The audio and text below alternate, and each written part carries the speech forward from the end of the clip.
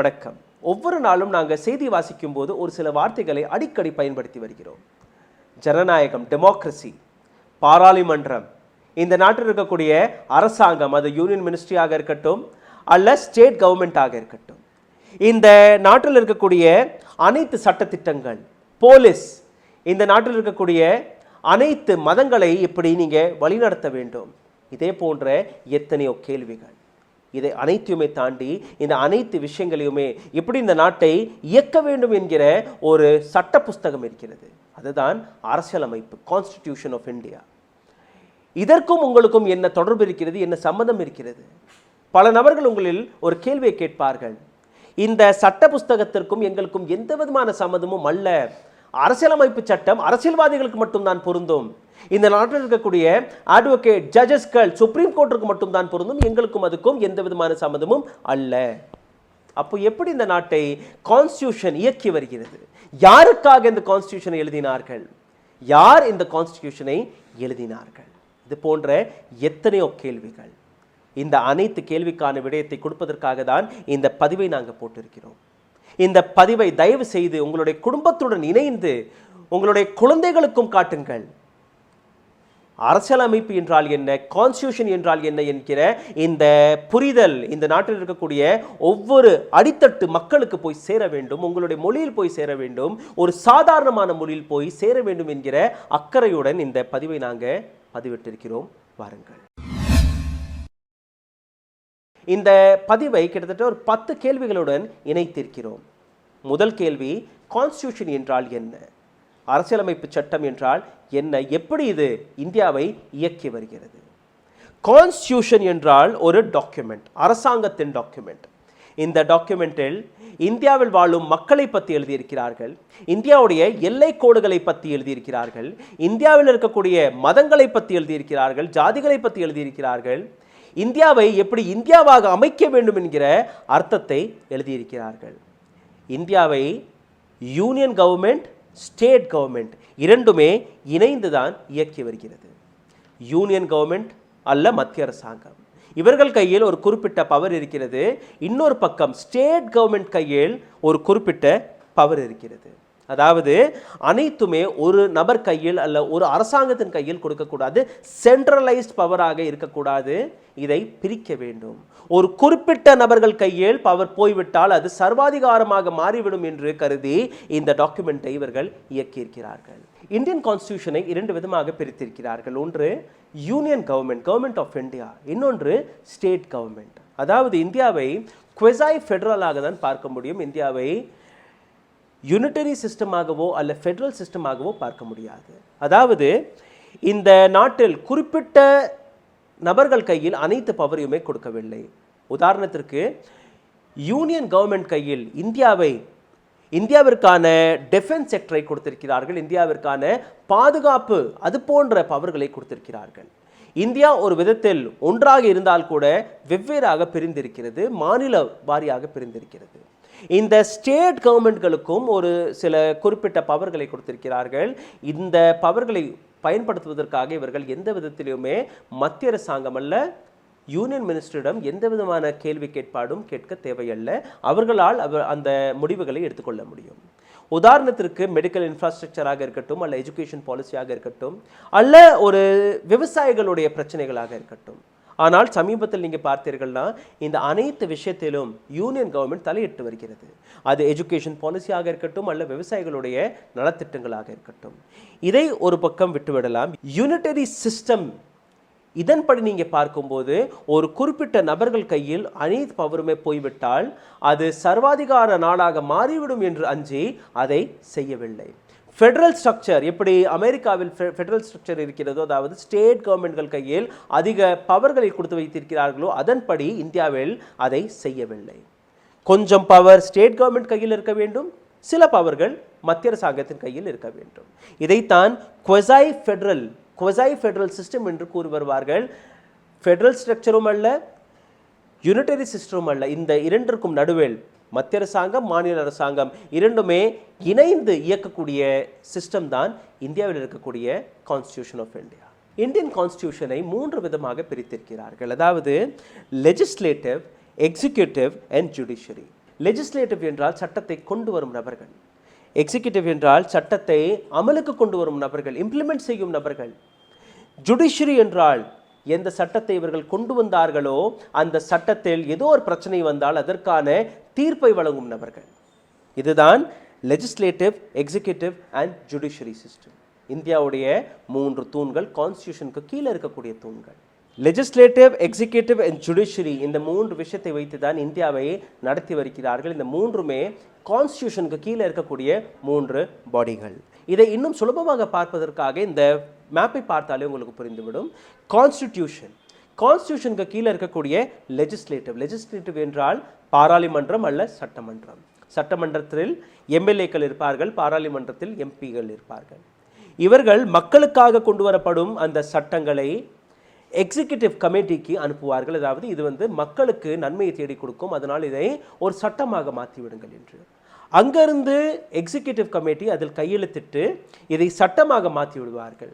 அப்படி அந்த சட்டத்தில் பிரச்சனை இருந்தால், ஜனாதிபதி கையெழுத்திட்ட அந்த சட்டத்தில் ஏதோ ஒரு பிரச்சனை இருந்தால் அதை சுப்ரீம் கோர்ட்டுக்கு அனுப்புவார்கள். சுப்ரீம் கோர்ட் அதற்கான தீர்ப்பை வழங்கி இதில் இந்த பிரச்சனை இருக்கிறது, கான்ஸ்டியூஷன் முறைப்படி இது சரி இல்லை தவறு என்று அவர்கள் அந்த முடிவை எடுத்து சொல்வார்கள். அதாவது கான்ஸ்டியூஷனுக்கு கீழே இருக்கக்கூடிய legislative, executive and judiciary system, இந்த 3மே ஒன்றிணைந்து செயல்பட்டால் தான் இந்த நாட்டை நடத்த முடியும். அதுதான் கான்ஸ்டிடியூஷன். சரி, அடுத்த கேள்விக்கு வந்து விடலாம். எதற்காக கான்ஸ்டியூஷனை ஒவ்வொரு நாட்டிலும் இவ்வளோ இம்பார்ட்டன்ஸ் கொடுக்கிறார்கள்? எதற்காக கான்ஸ்டியூஷன், அதாவது அரசியலமைப்பு இல்லை என்றால் அந்த நாட்டை நடத்த முடியாது என்று கூறி வருகிறார்கள்? இந்தியாவிற்கு எந்த அளவில் இது இம்பார்ட்டண்ட்டாக இருக்கிறது, இந்திய மக்களுடன் எப்படி இது இணைந்திருக்கிறது என்று அடுத்த கேள்விக்கு நாம் வந்துவிடலாம்.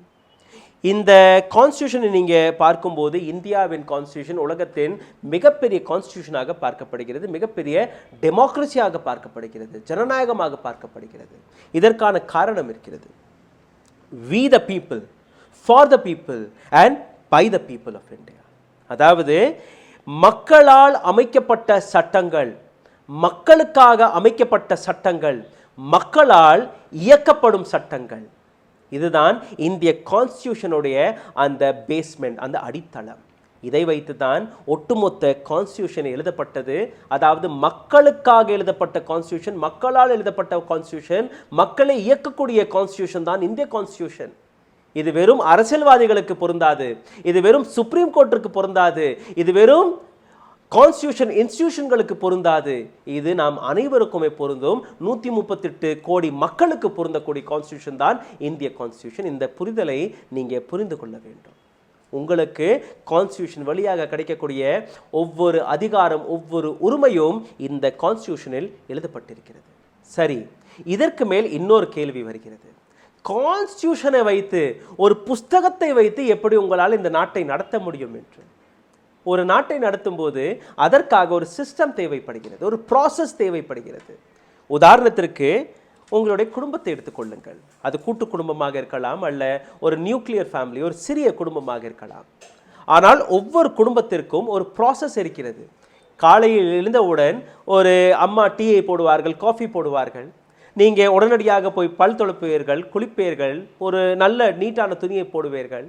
அம்மா உடனடியாக உங்களுக்கு டிஃபன் தயாரித்து வைப்பார்கள், உங்களுடைய டிஃபன் பாக்ஸையும் கட்டி கொடுப்பார்கள். அப்பா வேலைக்கு போகும்போது அவருக்கும் ஒரு டிஃபன் பாக்ஸ் கிடைக்கும். இது ஒரு ப்ராசஸ், ஒரு குடும்பத்தை நடத்துவதற்கான ப்ராசஸ். ஒவ்வொரு நாளும் இந்த ப்ராசஸ் நடந்து கொண்டே இருக்கும். அடுத்த நாளும் அதுதான், அதுக்கு அடுத்த நாளும் அதுதான்.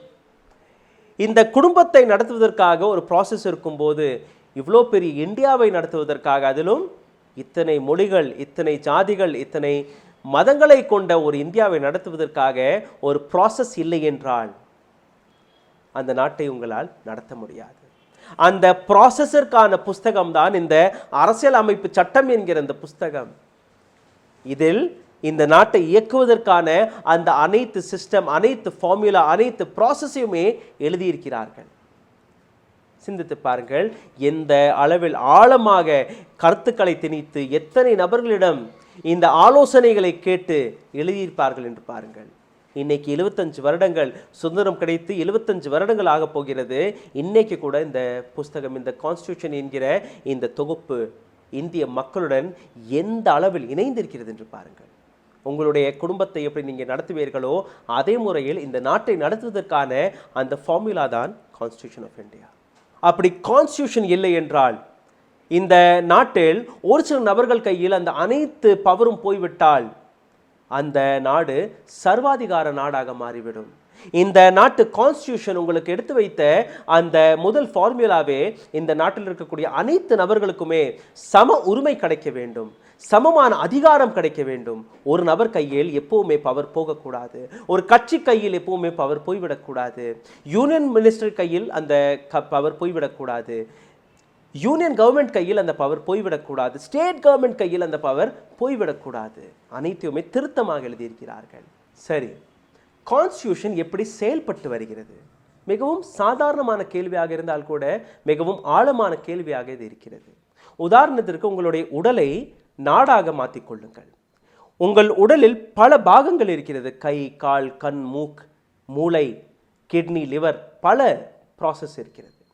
இந்த அனைத்துமே ஒன்றாக இயங்கினால் மட்டும்தான் ஒரு ஆரோக்கியமான உடலை உங்களால் பெற முடியும். ஒரு பாகம் சரியாக வேலை பார்க்கவில்லை என்றால் அந்த உடலை உங்களால் ஆரோக்கியமாக வைத்துக்கொள்ள முடியாது. அதே பாணியில்தான் இந்திய கான்ஸ்டியூஷனிலும் பல பாகங்கள் இருக்கிறது. அந்த பாகங்களை பார்ப்பதற்காக கான்ஸ்டியூஷனின் முதல் பக்கத்தை பாருங்கள். முதல் பக்கத்தில் எழுதப்பட்ட ஒரு சில வார்த்தைகள்: சோஷலிஸ்ட் அதாவது சமத்துவம், சாவரின் இறையாண்மை, செக்யுலர் மதச்சார்பற்ற, டெமோக்ராட்டிக் ஜனநாயகம், ரிப்பப்ளிக் குடியரசு. இந்த சிஸ்டத்தை நீங்க பார்த்தீர்கள்னா இந்த சிஸ்டம் மட்டும்தான் நம்ம உடலில் இருக்கக்கூடிய பேக் போனாக செயல்பட்டு வருகிறது. இந்த பேக் போனை மட்டும் உங்களால் மாற்ற முடியாது. மீதம் இருக்கக்கூடிய பாகங்களை கொஞ்சம் காஸ்மெட்டிக் சர்ஜரியால் நீங்க மாற்றிக்கொள்ளலாம். அதாவது முகத்தில் சாயத்தை பூசிக்கொள்ளலாம், லிப்ஸ்டிக் போட்டுக்கொள்ளலாம், டாட்டூ போட்டுக்கொள்ளலாம். இது போன்ற விஷயங்களை நீங்க செய்யலாம். ஆனால் இந்த பேக் போனை மட்டும் உங்களால் எப்பவுமே மாற்ற முடியாது. இதற்கான அர்த்தத்தையும் நான் உங்களுக்கு எடுத்து காட்டுகிறேன். ஒரு நாட்டில் இருக்கக்கூடிய பேக் போனை உங்களால் எதற்காக மாற்ற முடியாது, எதையெல்லாம் நீங்கள் மாற்றலாம் என்று. ஒரு அரசாங்கத்திற்கு அனைத்து மெஜாரிட்டியும் கிடைத்தால் கூட கான்ஸ்டியூஷனை அவர்களால் தொடக்கூட முடியாது. கான்ஸ்டியூஷனின் இந்த பேக் போனை தொடக்கூட முடியாது. முதலில் சாவரினை கொஞ்சம் பார்த்து கொள்ளுங்கள். சாவரின் என்றால் இறையாண்மை. அதாவது வேற நாட்டிலிருந்து எந்த விதமான இன்டரப்ஷனும் இந்த நாட்டில் ஏற்றுக்கொள்ள முடியாது. நாங்கள் ஒரு சுதந்திரம் அடைந்த நாடு. எங்களுக்கு என்ன தேவையோ, என்ன சட்டம் தேவையோ, எங்கள் மக்களுக்கு என்ன தேவையோ அதற்கான முடிவை, அதற்கான சட்டங்களை எங்களாலே இயக்க முடியும், அமலில் கொண்டு வர முடியும். வேற ஒரு நாடுடைய இன்டர்ஃபேரன்ஸை நாங்கள் எப்போதுமே ஏற்றுக்கொள்ள மாட்டோம். சாவரின் என்கிற அர்த்தம் இறையாண்மையுடைய அர்த்தம். அடுத்தபடியாக சோஷலிஸ்ட். இந்த நாட்டில் பல நபர்கள் எடுத்து வைக்கும் ஒரு விவாதத்தை நீங்கள் பார்த்திருப்பீர்கள். அதாவது இந்தியாவில் 2 இந்தியாக்கள் இருக்கிறது. நகரங்களில் இருக்கக்கூடிய இந்தியா ஒரு பக்கம், கிராமத்தில் இருக்கக்கூடிய இந்தியா இன்னொரு பக்கம். பணக்காரர்கள் பவர் இருக்கக்கூடிய இந்தியா ஒரு பக்கம், எதுவுமே இல்லாமல் ஏழைகள் இருக்கக்கூடிய இந்தியா இன்னொரு பக்கம். ஆனால் கான்ஸ்டியூஷன் இப்படி எழுதவில்லை. சோஷலிஸ்ட் என்றால் சமத்துவம். அதாவது அனைத்து மக்களுக்குமே ஒரே முறையான அதிகாரம், உரிமை வழங்கப்பட வேண்டும். ஒரே முறையான ஆப்பர்ச்சுனிட்டி வழங்க வேண்டும். அந்த ஆப்பர்ச்சுனிட்டி அனைத்து ஜாதி, அனைத்து மதம், அனைத்து இயக்கத்தை சார்ந்த நபர்களுக்கு சமமாக கிடைக்க வேண்டும். அதுதான் சோஷலிசம். இதை இந்த கான்ஸ்டியூஷனில் எழுதியிருக்கிறார்கள். நம்ம கான்ஸ்டியூஷனுடைய முதுகெலும்பு. அடுத்தபடியாக நீங்க பார்த்தீர்கள்னா செக்யூலர். சமீபத்தில் ஹிந்து ராஷ்டிரா, இந்தியாவை ஹிந்து ராஷ்டிராவாக மாற்றிவிட வேண்டும், இந்தியா ஒரு ஹிந்து நாடு பல நபர்கள் கூறி வருகிறார்கள். ஆனால் இது மிகவும் தவறான ஒரு கருத்து. செக்யூலர் இந்த நாட்டில் இருக்கக்கூடிய அனைத்து மதங்களை, அனைத்து ஜாதிகளை, அனைத்து மொழி பேசக்கூடிய நபர்களுக்கு இந்தியா வரவேற்பை கொடுக்கிறது, மரியாதையை கொடுக்கிறது, சமமான அதிகாரத்தை கொடுக்கிறது. நீங்க ஒரு கடவுளை நேசிக்கவில்லை என்றால் கூட பரவாயில்லை, உங்களுக்கும் இந்த நாட்டில் இடம் இருக்கிறது.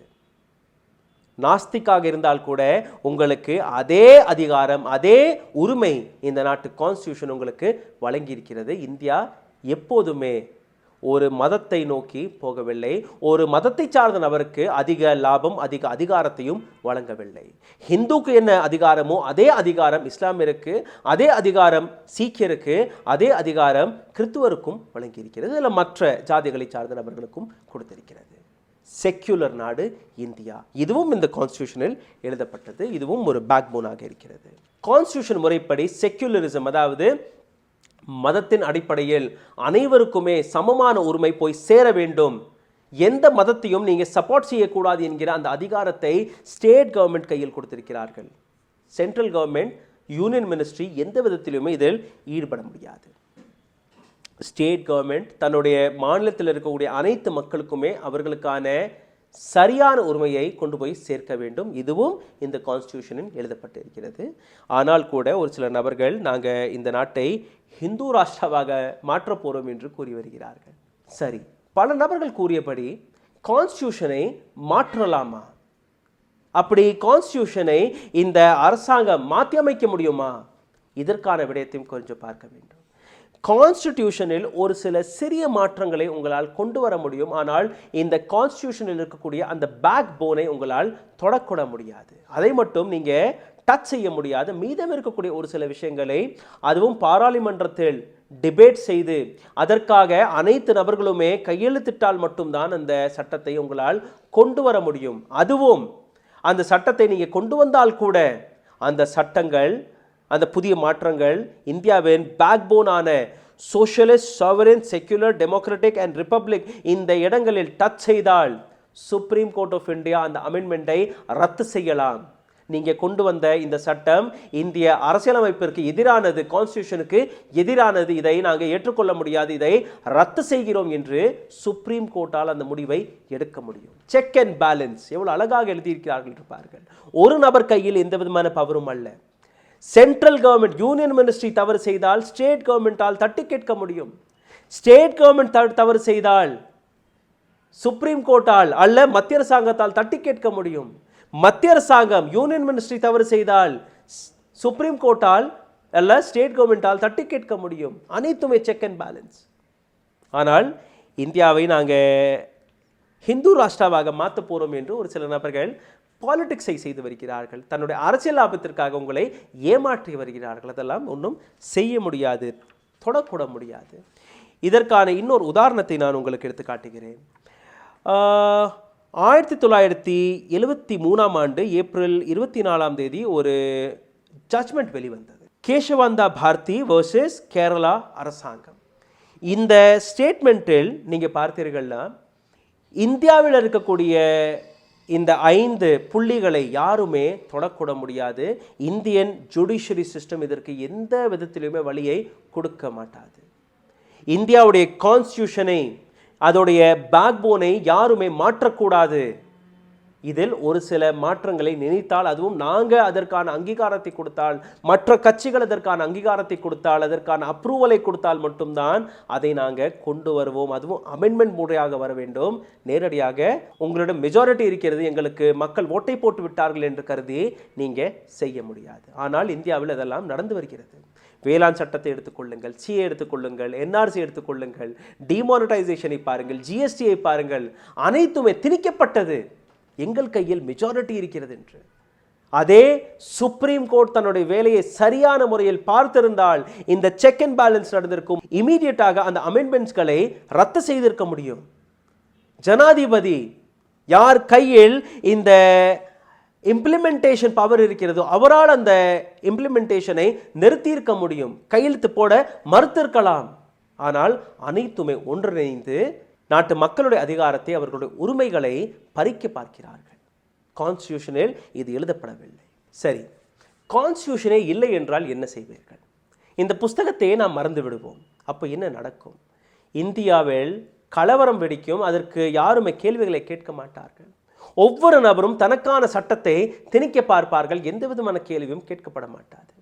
இன்னும் உதாரணத்திற்கு சொல்ல போனால், ஒரு விவசாயியாக இருக்கிறீர்கள், எனக்கும் அந்த சட்ட புஸ்தகத்திற்கும் எந்த விதமான சம்மதமும் இல்லை என்று நினைக்கக்கூடிய நபர்கள், நான் ஒரு மிடில் கிளாஸ், நான் ஒரு விவசாயி, நான் ஒரு வேலை பார்க்கக்கூடிய நபர், எனக்கு ஒரு 10,000 ரூபாய் சம்பளம் வருகிறது, எனக்கும் நாட்டிற்கும் எந்த விதமான சம்மதமும் இல்லை என்று நினைக்கக்கூடிய நபர்கள் உங்கள் மீது ஜிஎஸ்டி போடப்படும் போது, உங்கள் மீது டாக்ஸ் போடப்படும் போது, பெட்ரோல் வாங்கும் போது, நீங்க வரியை கட்டும் போது, அந்த அனைத்துமே கான்ஸ்டிடியூஷன் வழியாக தான் உங்கள் மீது திணிக்கப்படுகிறது. இன்னொரு எக்ஸாம்பிளை பார்த்துக் கொள்ளுங்கள். நான் ஒரு கிரிக்கெட்டர், எனக்கு எந்த விதமான சம்மந்தமும் அல்ல. இந்த நாட்டிற்காக தான் நான் விளையாடுகிறேன், இந்த நாட்டிற்காக தான் நான் உழைக்கிறேன், அதற்காக எனக்கு பணம் கிடைக்கிறது. எனக்கும் இந்த நாட்டிற்கும் இந்த கான்ஸ்டிடியூஷனுக்கும் எந்த சம்மந்தமும் அல்ல. இது அரசியல்வாதிகளுடைய பிரச்சனை, எனக்கு எந்த விதமான சம்மந்தமும் அல்ல. ஆனால் யார் இந்த நாட்டில் கிரிக்கெட் விளையாடலாம், விளையாடக்கூடாது, யார் இந்த டீமில் இருக்கலாம், இருக்கக்கூடாது என்று முடிவெடுக்கக்கூடிய அத்தாரிட்டி பிசிசிஐ. பிசிசிஐயில் இருக்கக்கூடிய அந்த சட்டத்திட்டங்கள், இவர்கள் மீது இருக்கக்கூடிய அந்த லா அண்ட் ஆர்டர், இதுவும் கான்ஸ்டிடியூஷன் முறைப்படி தான் எழுதப்பட்டிருக்கிறது. சுப்ரீம் கோர்ட்டால் இவர்கள் மீதும் வழக்கை தொடங்க முடியும். இவர்களுக்கான முடிவையும் சுப்ரீம் கோர்ட்டால் எடுக்க முடியும். அதாவது ஒரு சிம்பிளான எக்ஸாம்பிளை எடுத்துக்கொள்ள வேண்டும் என்றால், இந்தியாவில் வரக்கூடிய அனைத்து சட்டங்கள், அனைத்து திட்டங்கள் அனைத்துமே கான்ஸ்டிடியூஷனுக்கு கீழே தான் இருக்கிறது. அது லா அண்ட் ஆர்டராக இருக்கட்டும், சட்டங்களாக இருக்கட்டும், பாராளுமன்றமாக இருக்கட்டும், ஜனாதிபதியாக இருக்கட்டும், அல்ல சுப்ரீம் கோர்ட்டாக இருக்கட்டும், இந்தியாவில் இயங்கக்கூடிய ஒவ்வொரு விஷயமும் கான்ஸ்டிடியூஷனில் எழுதப்பட்ட அல்ல கான்ஸ்டிடியூஷன் வழியாக எழுதப்பட்ட விஷயங்களாக மட்டும்தான் இருக்க முடியுமே ஒழிய கான்ஸ்டிடியூஷனுக்கு மேலே யாருமே இல்லை. அது பிரதமர் மோடியாக இருக்கட்டும், ஜனாதிபதியாக இருக்கட்டும், அல்ல எந்த அமைச்சர், எம்பி, எம்எல்ஏ யாராக கூட இருக்கட்டும், அனைவருமே கான்ஸ்டிடியூஷனுக்கு கீழே தான் இருக்கிறார்கள். கான்ஸ்டிடியூஷன் மக்களுக்காக, மக்களால் இயக்கக்கூடிய ஒரு விஷயமாக இருக்கிறது. அதாவது நீங்கள் தான் சுப்ரீம், மீதம் அனைத்துமே உங்களுக்கு கீழே இருக்கக்கூடிய விஷயங்கள். உங்களுக்காக இந்த அனைத்து நபர்களுமே வேலை பார்த்து வருகிறார்கள், நீங்க அவர்களுக்கு வேலை பார்க்கவில்லை. ஓட்டை போட்டவுடன் அந்த விஷயத்தை மறந்து விடுகிறீர்கள். ஆனால் நீங்க ஓட்டை போட்டு ஒரு நபருக்கு அந்த வேலையை கொடுத்திருக்கிறீர்கள். அந்த நபர் சரியாக வேலை பார்க்கிறாரா இல்லையா என்கிற கேள்வியை நீங்கள் தான் கேட்க வேண்டும். நீங்க ஒரு கடைக்கு போறீர்கள், அந்த கடையில் தரம் குறைவாக ஒரு பொருளை கொடுத்தால் நீங்க கேள்வி கேட்பீர்களா இல்லையா? அதே முறையில் தான் ஒரு நாட்டை நீங்க ஒப்படைத்திருக்கிறீர்கள் ஒரு சில நபர்கள் கையில். அந்த நபர் சரியான வேலை பார்க்கிறாரா இல்லையா என்கிற கேள்வி நீங்கள் தான் கேட்க வேண்டும். இந்த அதிகாரத்தை கான்ஸ்டிடியூஷன் உங்கள் கையில் தான் கொடுத்திருக்கிறது. ஆனால் இதை நாம் கண்டுகொள்வதில்லை. எனக்கு தேவையல்ல, என்னுடைய வேலையே அல்ல என்று நீங்க அனைவருமே இந்த கான்ஸ்டிடியூஷனை நெக்லெக்ட் செய்து வருகிறீர்கள். அதனால் இந்த கான்ஸ்டிடியூஷனை நீங்க புரிந்து கொள்ள வேண்டும். இன்னொரு கேள்வி, யார் இந்த கான்ஸ்டிடியூஷனை எழுதினார்? எதற்காக இந்த கான்ஸ்டிடியூஷன் எழுதப்பட்டது? எப்படி இந்த கான்ஸ்டிடியூஷன் எழுதப்பட்டது? Father of constitution doctor BR Ambedkar அவரால் எழுதப்பட்ட இந்த கான்ஸ்டிடியூஷன் திடீர் என்று எழுதிவிட்டாரா? அவர் மனதில் தோன்றிய அனைத்து விஷயத்தையும் எழுதிவிட்டாரா? உலகத்தில் இருக்கக்கூடிய கிட்டத்தட்ட 60 நாடுகளின் கான்ஸ்டிடியூஷனை இவர் படித்திருக்கிறார், ஆய்வு செய்திருக்கிறார். அதற்கு பின் இந்தியாவுடைய கான்ஸ்டிடியூஷனை எழுதியிருக்கிறார்கள். இவர் மட்டும் தனியாக எழுதிவிட்டாரா என்றால் இல்லை. இதற்கும் ஒரு ப்ராசஸ் நடந்திருக்கிறது. ஒரு சிறிய லெவலில் ஒரு தேர்தல் நடந்திருக்கிறது. வெவ்வேறு மதத்தை சார்ந்த நபர்கள், வெவ்வேறு சமுதாயத்தை சார்ந்த நபர்கள், கிட்டத்தட்ட 389 நபர்கள் கொண்ட ஒரு குழு அமைத்திருக்கிறார்கள். 165 நாட்கள் வரை ஒவ்வொரு நாளும் டெய்லி இதற்கான மீட்டிங்கள் நடந்திருக்கிறது, இதற்கான ஆலோசனை கூட்டங்கள் நடந்திருக்கிறது. அதற்கு பின் அனைத்து தரப்பிலிருந்து வரக்கூடிய சஜஷன்களை ஏற்றுக்கொண்டு இந்த கான்ஸ்டிடியூஷனை எழுதினார்கள். இன்னைக்கு உலகத்தில் இருக்கக்கூடிய மிகப்பெரிய டெமோக்ரஸி நாடு இந்தியா. இந்த நாட்டில் இருக்கக்கூடிய கான்ஸ்டிடியூஷன் தான் உலகத்திலேயே மிகப்பெரிய கான்ஸ்டிடியூஷனாக இருக்கிறது. இதற்கான காரணமும் இருக்கிறது. இன்னொரு கேள்வி, எதற்காக இவ்வளோ எழுதியிருக்கிறார்கள்? பிரிட்டன், அதாவது வெள்ளையர்கள் தான் இந்தியாவை ஆண்டு கொண்டிருந்தார்கள் சுதந்திரத்திற்கு முன். அவர்களிடம் இருக்கக்கூடிய கான்ஸ்டிடியூஷன் எழுதப்பட்ட கான்ஸ்டிடியூஷன் அல்ல. அதனால் பலவிதமான குழப்பங்கள் வந்து கொண்டிருந்தது. இதை தவிர்க்கிறதற்காக இந்திய அரசாங்கம் எங்களுக்கு ஒரு ரிட்டன் கான்ஸ்டிடியூஷன் தேவை, நாளைக்கு இது எழுதப்பட்டது அல்ல படவில்லை என்று யாருமே கேள்வி கேட்கக்கூடாது. அதனால் ஒரு விஷயத்தை கூட விடாமல், ஒரு சமுதாயத்தை கூட ஒதுக்காமல், இந்தியாவில் இருக்கக்கூடிய அனைத்து பிரச்சனைகள், அனைத்து நல்ல விஷயங்கள் அனைத்தையுமே இந்த கான்ஸ்டிடியூஷனில் ரிட்டன் ஸ்டேட்மெண்ட்டாக எழுத வேண்டும் என்கிற அந்த கோரிக்கைக்கு பின் இவ்வளோ பெரிய கான்ஸ்டிடியூஷன் எழுதப்பட்டது. உலகத்தில் வேறு எங்கேயுமே இந்த அளவில் கான்ஸ்டிடியூஷன் எழுதப்படவில்லை. வருங்காலத்தில் எது வேணாலும் நடக்கலாம். அதனால் அனைத்தையுமே இதிலேயே எழுதிவிடுங்கள். கான்ஸ்டிடியூஷன் ஒரு சட்ட புஸ்தகம். இது அட்வொகேட்களுக்கு புரியும், படித்த நபர்களுக்கு புரியும். இது ஆங்கிலத்தில் இருக்கிறது அல்ல ஹிந்தியில் இருக்கிறது. சாதாரணமான மக்கள் எங்களுக்கு எப்படி புரியும்? புரியும். கான்ஸ்டியூஷனை பல மொழிகளில் மொழி மாற்றம் செய்து எழுதியிருக்கிறார்கள். இதையும் தாண்டி ஆனால் இந்த கேள்வி ஒரு முக்கியமான கேள்வி. சுப்ரீம் கோர்ட் ஆஃப் இந்தியாவுடைய ஒஃபிஷியல் லாங்குவேஜ் நீங்கள் பார்த்தீர்கள்னா ஆங்கிலமாக இருக்கிறது. பல ஸ்டேட்மெண்ட்கள், பல ஜட்ஜ்மெண்ட்கள் ஆங்கிலத்தில் மட்டும்தான் வெளிவரும், ஹிந்தியில் கூட வராது. ஒரு நபர், ஒரு கிராமத்தில் இருக்கக்கூடிய நபர், அவர் குஜராத்தியாக இருக்கலாம், அல்ல தமிழராக இருக்கலாம், மராட்டியாக இருக்கலாம், அவர் சுப்ரீம் கோர்ட்டை நாடி போகும்போது அவர் கையில் ஒரு ஆங்கில ஜட்ஜ்மெண்ட் கையில் வரும்போது அவரால் எப்படி படிக்க முடியும்? அதாவது ஒரு நபர் வழக்கை போடும்போது அவருடைய மொழியில் அந்த ஜட்ஜ்மெண்ட் வந்தால் மட்டும்தான் எந்த விதமான உதவியும் இல்லாமல் அவரால் படித்து புரிந்து அதற்கான ரியாக்ஷனை காட்ட முடியும். இன்னைக்கு கூட சுப்ரீம் கோர்ட்டில் ஆங்கிலம்தான் ஒஃபிஷியல் லாங்குவேஜாக இருக்கிறது. ஒஃபிஷியல் லாங்குவேஜாக இருக்கலாம், ஆனால் ஜட்ஜ்மெண்ட் வரும்போது அந்த நபருடைய மொழியில் அந்த ஜட்ஜ்மெண்ட் வந்தால் ஆழமாக அந்த நபரால் புரிந்து கொள்ள முடியும். இது இன்னும் நடக்கவில்லை. சமீபத்தில் நீங்கள் பார்த்தீர்கள்னா இல்லை ஃபியூச்சரில் நீங்கள் பார்த்தீர்கள்னா இதற்கான வாய்ப்பு, இதை பற்றியும் ஒரு சில நபர்கள் வழக்கு போடும் வாய்ப்புகள் இருக்கிறது. சுப்ரீம் கோர்ட்டிலிருந்து வெளிவரும் ஜட்ஜ்மெண்ட் அவர்களுடைய மொழியில் வர வேண்டும் என்று. இன்னொரு பக்கம், கான்ஸ்டியூஷனை புரிந்து கொள்வது கடினமான விஷயம் அல்ல. கான்ஸ்டியூஷனை புரிந்து கொள்வதற்காக நீங்கள் இந்த புஸ்தகத்தை பார்த்தாலே போதும். இதில் 22 பாகங்கள் இருக்கிறது. ஒவ்வொரு பாகத்திலும் நீங்கள் பார்த்தீர்கள்னா அந்த விஷயத்திற்கான டைட்டிலை கொடுத்திருக்கிறார்கள். கவர்னருக்கு என்ன பவர் இருக்கிறது, பிரசிடென்ட்டுக்கு என்ன பவர் இருக்கிறது, பிரைம் மினிஸ்டருக்கு என்ன பவர் இருக்கிறது, ஒரு எம்பியாக இருந்தால் உங்களுக்கு என்ன பவர் இருக்கிறது, உங்களுடைய ஸ்டேட்டுடைய எல்லை என்ன, இந்த ஸ்டேட்டில் எத்தனை நபர்கள் இருக்கிறார்கள், இந்த நபர்களுக்கு என்னெல்லாம் உரிமைகள் கிடைக்க வேண்டும், வடநாட்டில் இருக்கக்கூடிய நபர்கள், காஷ்மீரில் இருக்கக்கூடிய நபர்கள், அவர்களுடைய பாரம்பரியம் என்ன, அவர்களுக்கு என்ன தேவைப்படுகிறது, தமிழகத்தில் இருக்கக்கூடிய நபர்கள் இவர்களுடைய பாரம்பரியம் என்ன, இவர்களுடைய கல்ச்சர் என்ன, இதை பற்றி எழுதியிருக்கிறார்கள். இதே மாநில வெஸ்டிற்கு நீங்கள் போனால் அதை பற்றி எழுதியிருக்கிறார்கள், ஈஸ்டுக்கு போனால் அதை பற்றி எழுதியிருக்கிறார்கள். ஸோ ஒட்டுமொத்த இந்தியாவை பற்றி ஒரு அழகாக எழுதப்பட்ட டாக்குமெண்ட் தான் இந்திய கான்ஸ்டியூஷன். ஸோ இந்த புஸ்தகத்தை நீங்கள் திறந்து பார்க்கும்போது இண்டெக்ஸ் பேஜ் இருக்கும். அந்த இண்டெக்ஸ் பேஜிலேயே நீங்கள் ஒவ்வொரு சிஸ்டத்திற்கான எல்லைகளை பற்றி படிக்க வேண்டும் என்றால் எல்லைகளை பற்றி படிங்கள், சிட்டிசன்ஷிப்பை பற்றி படிக்க வேண்டும் என்றால் அதை பற்றி படிங்கள், இந்தியாவில் இருக்கக்கூடிய மாநிலங்களை பற்றி படிக்க வேண்டும் என்றால் அதை பற்றி படிக்கலாம், பஞ்சாயத் இதுவும் கான்ஸ்டியூஷன் எழுதியிருக்கிறது, அதை பற்றி படிக்க வேண்டும் என்றால் படிக்கலாம், மியூனிசிபல்ஸ் கார்ப்பரேஷன் எல்லாம் இருக்கிறது, அவர்களுக்கு என்ன அதிகாரம் இருக்கிறது அதை பற்றி நீங்கள் படிக்கலாம், ட்ரைபல்ஸ் இந்தியாவில் இருக்கக்கூடிய ஆதிவாசிகள் அவர்களை பற்றி நீங்கள் படிக்கலாம். ஸோ எலெக்ஷன் ப்ராசஸ், எலெக்ஷனில் என்னெல்லாம் விதிமுறைகள் இருக்கிறது, எப்படியெல்லாம் எலெக்ஷனை நடத்த வேண்டும் அதை பற்றியும் எழுதியிருக்கிறார்கள். ஒவ்வொரு சப்ஜெக்டை பற்றி நீங்கள் தனித்தனியாக படிக்கலாம். நீங்கள் படித்த நபராக இருந்து உங்கள் அக்கம் பக்கத்தில் இருக்கக்கூடிய நபர்கள் படிக்கவில்லை என்றால் கூட அவர்களுடைய மொழியில், சாதாரணமான மொழியில் இதை புரிய வைக்க பாருங்கள். நீங்கள் இந்த நாட்டிற்கு செய்யக்கூடிய மிகப்பெரிய சேவையாக இது மாறிவிடும். உங்களுடைய மொழியில், உங்களுடைய சாதாரணமான மொழியில் இதை நீங்கள் மொழி மாற்றம் செய்யும்போது பல நபர்கள் இதிலிருந்து பயன் பெற தொடங்குவார்கள். இன்னொரு சுலபமான விஷயம் இருக்கிறது. இந்த சேனலில் கான்ஸ்டியூஷனை பற்றி ஒவ்வொரு செக்மெண்ட்டை தனித்தனியாக ஒவ்வொரு எபிசோடாக நாங்கள் போட இருக்கிறோம். உங்கள் நேரத்திலிருந்து 15லிருந்து 20 நிமிடம் வரை நீங்கள் ஒதுக்கினாலே போதும். வாரம் ஒரு முறை இந்தியாவில் இருக்கக்கூடிய ஆர்டிகல்ஸ்களை பற்றி, சட்டத்திட்டங்களை பற்றி நாங்கள் எடுத்து காட்ட இருக்கிறோம். இதையும் நீங்கள் செய்யலாம்.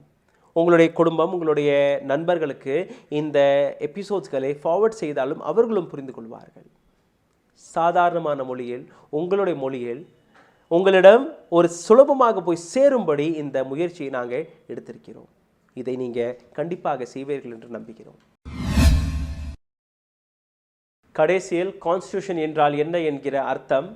கான்ஸ்டியூஷன் நீங்கள், கான்ஸ்டியூஷன் உங்களுக்கும் எனக்காகவும் எழுதப்பட்ட ஒரு டாக்குமெண்ட். கான்ஸ்டியூஷன் ஒட்டுமொத்த இந்தியாவை புரிந்து கொள்வதற்கான ஒரு டாக்குமெண்ட். கான்ஸ்டியூஷனை மட்டும் நீங்கள் புரிந்து கொண்டீர்கள்னா யாருமே உங்களை ஏமாற்ற முடியாது, உங்களுடைய அதிகாரத்தை பறிக்க முடியாது, உங்களுடைய உரிமைகளை பறிக்க முடியாது. அது எலெக்ஷனாக இருக்கட்டும், ஜுடிஷியரியாக இருக்கட்டும், அல்ல உங்கள் மீது கொண்டு வரப்படும் அந்த சட்டங்களாக இருக்கட்டும், யாருமே உங்களை ஏமாற்ற முடியாது. கான்ஸ்டியூஷனுக்கு எதிராக இருக்கக்கூடிய விஷயங்களில் நீங்கள் குரல் கொடுக்கலாம், அதை பற்றி கேள்விகளை கேட்கலாம். அதனால் கான்ஸ்டியூஷனை நீங்கள் படிக்க வேண்டும், புரிந்து கொள்ள வேண்டும். மீதம் இருக்கக்கூடிய எபிசோட்ஸ்களை நீங்கள் கவனமாக பார்ப்பீர்கள் என்று நம்புகிறேன். நன்றி, வணக்கம்.